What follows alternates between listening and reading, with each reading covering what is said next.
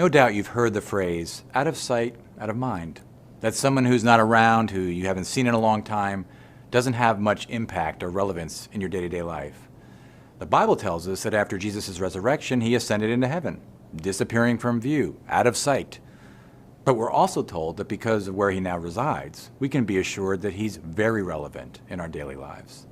So where is Jesus now? He's seated at the right hand of God the Father. But what difference does that make to us in our day-to-day lives? Well, first, it reminds us that Jesus rules over all creation.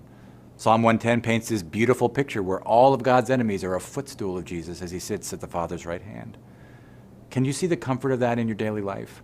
When you're struggling with discouragement or disappointment or even bitterness about the way your life is going? Or when you're discouraged and angry at all the injustice and evil in the world, and like David in Psalm 37, you're tempted to say, why do the wicked seem to flourish? In those moments, consider where Jesus is now. He's at the right hand of God the Father. See him there.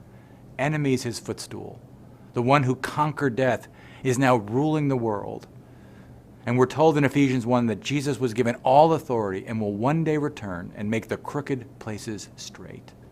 So let where Jesus is now give you hope and courage to trust and follow him, the one whose enemies are already his footstool.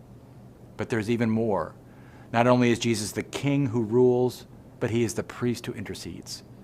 Hebrews 10 tells us that Jesus is the great high priest who on the cross offered himself as the ultimate sacrifice for sin. And he is now interceding and praying for us at the Father's right hand. He is our advocate in every sense of that word.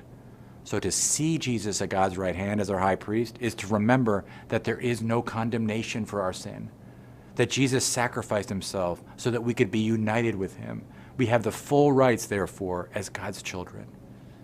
So yes, Jesus is out of sight. We can't physically see him, but he is active in our day-to-day lives and in this world at the right hand of God the Father, ruling as our king, interceding as our priest, and waiting to return when he will wipe away every tear, beat swords into plowshares, and flood the world with his glory and grace.